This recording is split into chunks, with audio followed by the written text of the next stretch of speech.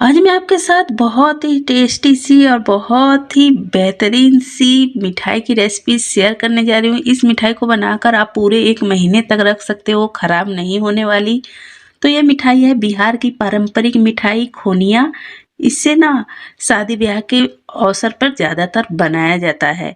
तो चलिए बिना देर किए वीडियो शुरू करते हैं, लेकिन उससे पहले आपसे रिक्वेस्ट है, अगर आपने मेरे चैनल को सब्सक्राइब नहीं किया तो प्लीज़ सब्सक्राइब कर लीजिएगा। इसे बनाने के लिए यहाँ पर मैं कप से 1.5 कप रिफाइंड ऑयल ले रही हूँ। वजन में ये 450 ग्राम रिफाइंड ऑयल हो गया है। तो इसे हमें क्या करना है, हल्का सा गर्म कर लेना है, जैसे गुनगुना से थोड़ा ज़्यादा गर्म करना है। तो पहले हम रिफाइंड ऑयल को गर्म कर लेते हैं। तो यहाँ पर मैंने रिफाइंड ऑयल डाल दिया है, तो इसे गर्म होने के लिए छोड़ देंगे।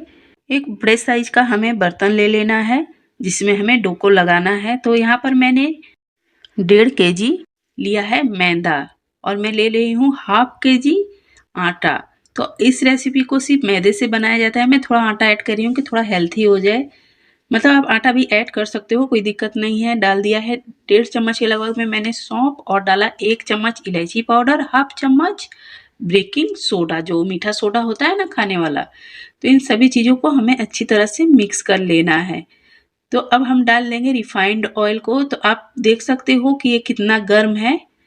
मतलब गुनगुना से थोड़ा ज़्यादा ही गर्म रखना है, लेकिन पूड़ी की तरह गर्म नहीं करना। जितना हम पूड़ी तलते हैं उतना ज़्यादा गर्म नहीं करना। मतलब मीडियम हॉट हमें गर्म कर लेना है। तो इसे हमें हल्के ऊपर से हल्का-हल्का करते हुए मिक्स करना है। एक बार में बीच में हाथ मत लगेगा, नहीं तो हाथ जल जाएगा। तो यहाँ पर मैंने ऑयल को अच्छी तरह से मिक्स कर लिया है और आप देखिए पूरा लड्डू की तरह बंध रहा है, मतलब बिल्कुल परफेक्ट। तो अब इसे हमें गूँथ लेना है। तो यहाँ पर नहीं गूँथ सकते क्योंकि इसे बहुत अच्छी तरह से टाइट डो लगाना होता है। तो मैंने इसे नीचे फर्श पर रख लिया है जिससे अच्छी तरह से मैं गूँथ पाऊँगी। तो मैंने यहाँ पर 3 कप गुनगुना पानी लिया है।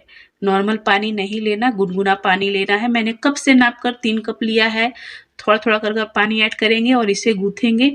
बिल्कुल भी इसे गीला वगैरह नहीं करना है, रोटी की तरह नहीं रखना है। बहुत ही हार्ड डो इसका तैयार करना है। तो मैं गूँथने के बाद आपको दिखलाऊँगी कि मुझे कितना पानी लगा है। तो इसे मैंने बहुत अच्छी तरह से 10 मिनट तक गूँथा है। तो इसे बहुत ही अच्छी तरह से गूँथ लेना होता है। तो आप देखिए हाफ कप से 2 चम्मच सिर्फ कम पानी लगा है।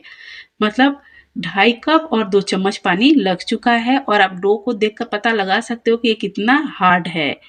तो यहाँ पर हमें रोटी के आकार की लोई लेनी होती है। हाथों से प्रेस कर कर फैला दिया और देखिए इस उँगली को नीचे से हम डालेंगे और ऊपर से 2 उँगली, मोटी वाली उँगली की सहायता से ना हम इसे थाली की तरफ फैलाएँगे और बीच में जो हमने उँगली लगा रखी है उसके वजह से ये ऊपर की तरफ हल्का उठा हुआ निकल जाएगा। इसका यही शेप है, इसी डिज़ाइन में इसे बनाया जाता है।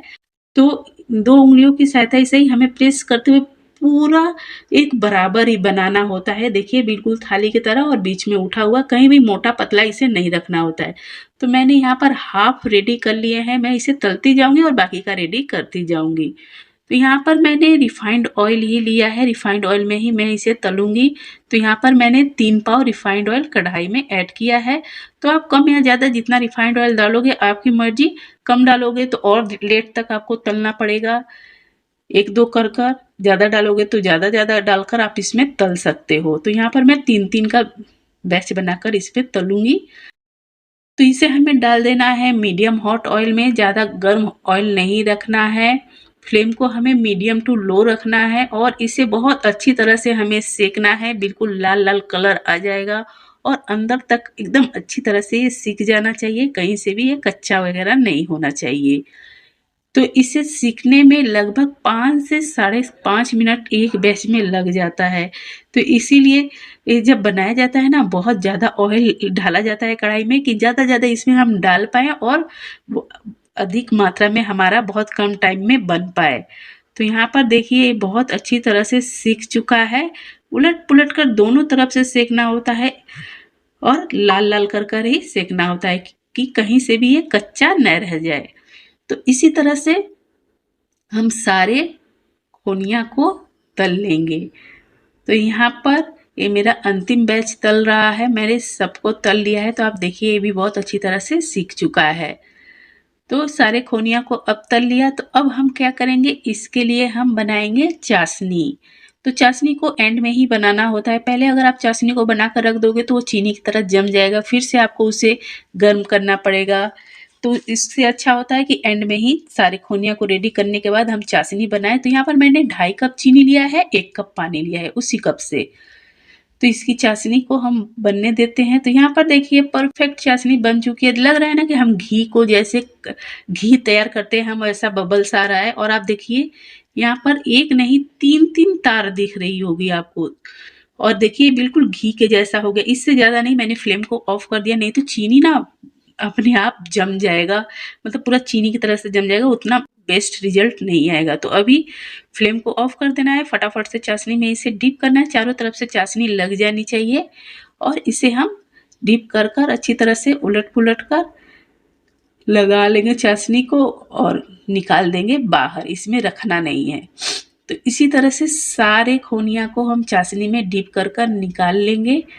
तो मैं आपको सारे रेडी कर कर दिखलाती हूँ कि ये कैसा बना है। तो अभी आपको लग रहा होगा इसमें चाशनी नहीं लग रहा है, सिर्फ भीग गया है। ऐसी कोई बात नहीं है। ये जब ठंडा होगा ना तो आपको खुद ब खुद पता चल जाएगा कि इसके ऊपर कितना शुगर लग चुका है। और इससे अगर आप टाइट चाशनी बनाओगे ना तो बहुत ज़्यादा चीनी के जैसा इसमें लगेगा, कहीं नहीं लगेगा, उतना अच्छा नहीं बनेगा। और इस तरह की चाशनी में क्या होता है, ये हर तरफ से लग जाता है।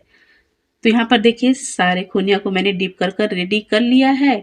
सिर्फ 10 मिनट के लिए मैं छोड़ दूंगी। 10 मिनट में ही इसमें शुगर आपको दिखने लगेगा और बिल्कुल भी हाथों में नहीं लगेगा। इस तरह से बनाकर आप महीने भर इसे रख सकते हो स्टोर कर कर। तो यहाँ पर देखिए मेरा ये सारा रेडी हो चुका है और आप शुगर को देख सकते हो। और खाने में बहुत ही टेस्टी, ऊपर से खस्ता अंदर से सॉफ्ट, बहुत ही बेहतरीन सी मिठाई है। बहुत अच्छा सा इसका टेस्ट आता है। तो इस तरह की रेसिपी बहुत कम खर्च में बन जाती है और बहुत ज़्यादा मात्रा में हम इसे बना सकते हैं। तो यहाँ पर आप देखिए इसका टेक्सचर बहुत ही बेहतरीन, बहुत ही टेस्टी, बिल्कुल भी ऐसा नहीं है कि जिसके दांत नहीं है वो नहीं तोड़ पाएगा। बाहर से खस्ता होता है, अंदर से सॉफ्ट होता है। अगर आपको मेरी ये सिंपल सी रेसिपी पसंद आई हो तो प्लीज़ मेरे चैनल को सब्सक्राइब कीजिएगा, लाइक कमेंट शेयर करना मत भूलिएगा। मैं ऐसे ही प्यारे प्यारे रेसिपीज़ लेकर आती रहूँगी।